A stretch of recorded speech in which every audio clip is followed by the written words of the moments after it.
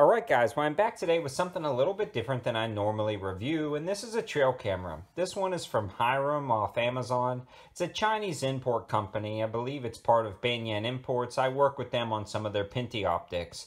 Actually doing a ton of reviews, so when they reached out to me and said they wanted to send me a trail camera to try out, I looked up some of the specs in the reviews and I said, yeah, I'll give it a try. I actually purchased a trail camera a while back to see what was on my land. Not much of a hunter, so all of you hunters can leave your comments in the description below or the comment section below about what you think about this particular trail camera and what you think about others very similar, because this is only my second experience with a trail camera, so I don't know if this is a review, more of just an overview of what I've experienced with this camera and some shots it has taken on my land. So that Walmart camera I picked up a while back, I think was normally 130 bucks. It was on sale for about $80 at the end of the season, and it did really well for about 3 or 4 years.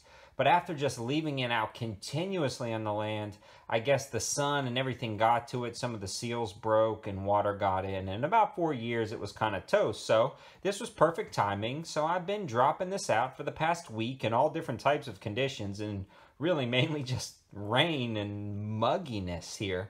So it's been a good test to see the waterproof rating of the camera. So let's start off with the specs. It's a 12 megapixel 1080p 2.4 inch LCD, and this is my first experience with one of these micro trail cams. You can see it fits in almost the size of my hand, so very cool. It comes with a mount on the bottom that you can attach to like a tripod, and what I've been using is a small little camera tripod you can pick up at like Walmart or even sometimes the dollar store for about $5-10 bucks, and I've been mounting it on that little tripod.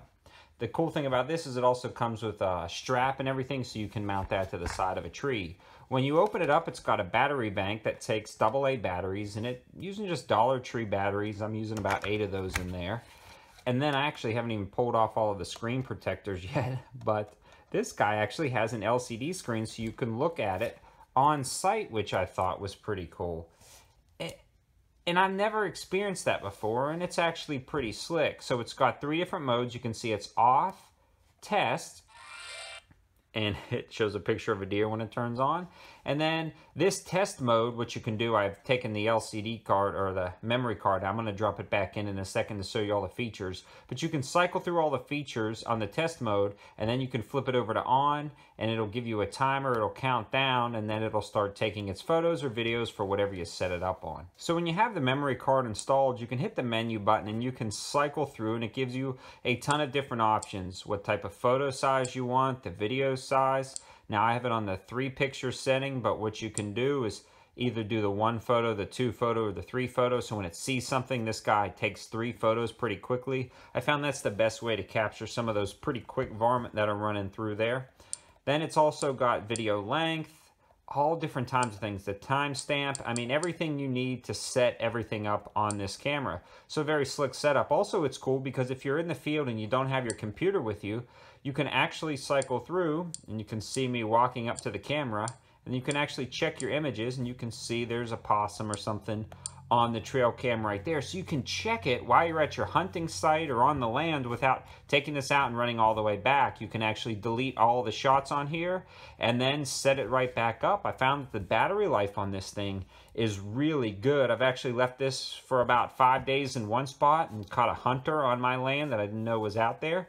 And then I actually also caught a bunch of animals in the backyard that were kind of roaming around. So I'll show you guys those images in a second.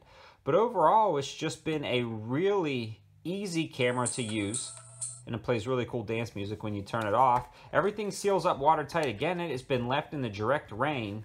I've only got a few complaints, and we'll go over those complaints while we're looking through the photos. So let's do that right now. So what you're looking at now is when I first set it up, and you can see that little squirrel in the backyard. It picks it up pretty good in the daytime, especially when it's close. It also picks up some birds, as you can see, landing.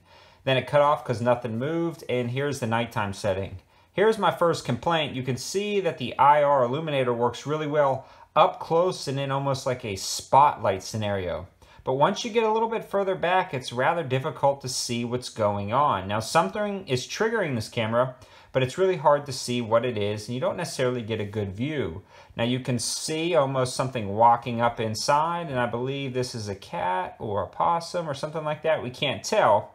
But now at this point, it starts getting later and later and it starts fogging up. And this was really disappointing to see because all of a sudden you'll see stuff start popping up on the camera and you really want to know what it is, but it is very hard to tell. Again, something is triggering this camera and you can see a blur in the right hand corner, some legs of maybe a deer, most likely a deer.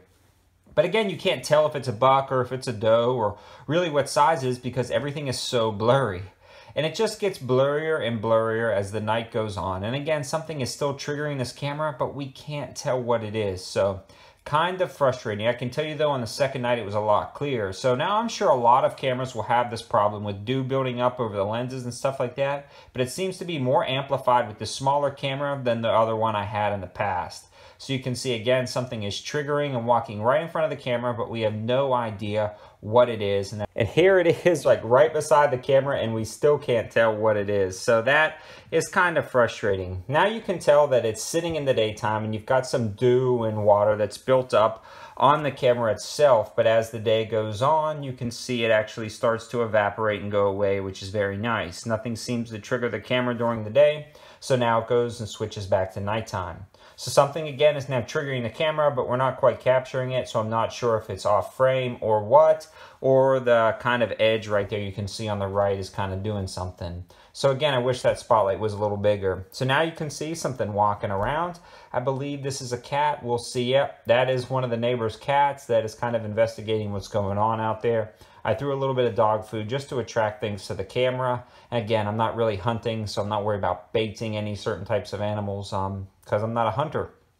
There's the cat again, kind of roaming around to see what's going on out there. Now kind of triggers by something. We're not quite sure what it is, but eventually we kind of see something emerge from the darkness again into that spotlight.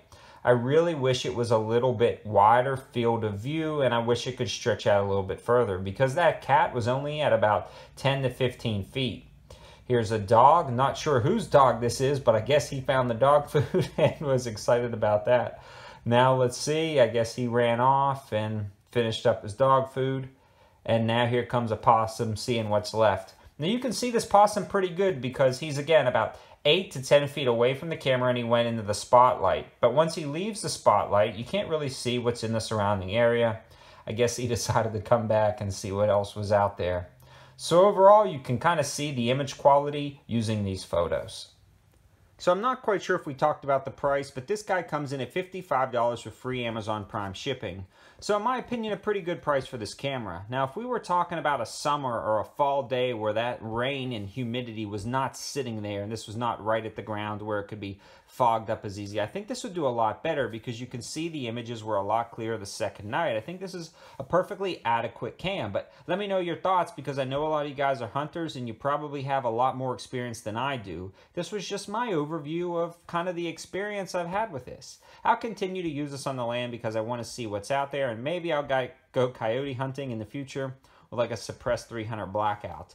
Sat out there one night, had one in my sights, but it was not a safe shot. He was on top of a ridge. I was down below and I was shooting uphill, so I did not take the shot, but they're out there and I've seen them, so hopefully I can catch some coyotes on this cam back out where I would hunt for coyotes. So I hope this gives you a high value option for your camera. Let me know your thoughts in the comment section below. Thanks for watching. Have a good one.